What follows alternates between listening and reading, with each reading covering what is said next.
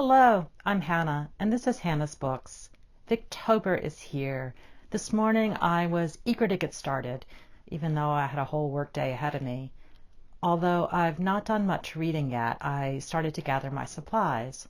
First, I pulled out my copy of Wuthering Heights, a Penguin Classics edition, which I believe I picked up in a little library, one of those adorable dollhouse-like boxes that many of my neighbors have erected around our town, always filled with books to take home, as well as a place to donate the books I'm ready to part with.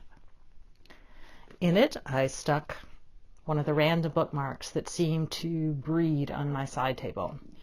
This one seems to be from the National Gallery of Art, one of the major art museums in Washington, D.C.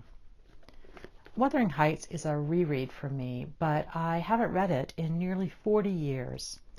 As I explained in my TBR video, I was really disappointed when I first read Emily Bronte's novel.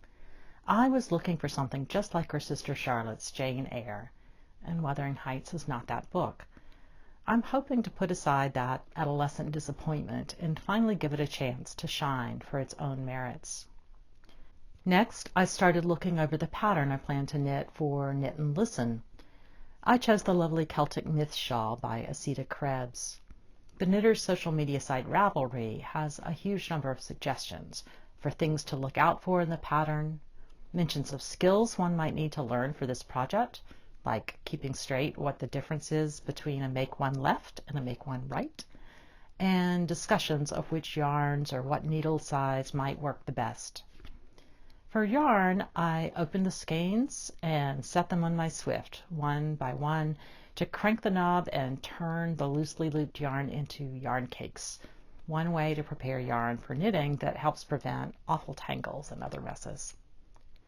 Whenever I wind my yarn for a new project, it gives me a little time to dream about the rhythm of the stitches ahead and to feel the soft wool turning around itself.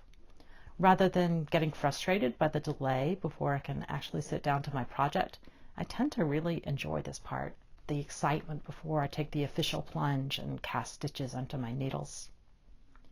The yarn I'm using is one of my favorite yarns, Elsebeth Lavold Silky Wool, in the bookish colorway Graphite.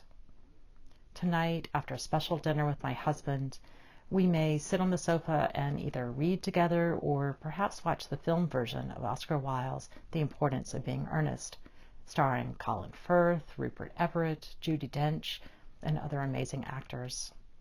Although I may cast on my knitting project if we watch the film, I'm not quite ready to begin Adam Bede. I have the downloadable audiobook read by Wanda McCadden on hold from one of my local libraries, but although it looks like no one has checked it out in many months, there's suddenly a run on it. I so wish I could find out who has checked it out currently. I'm sure they must be participating in Knit and Listen. If you're listening, come clean down in the comments and let's get together for tea and some crafting.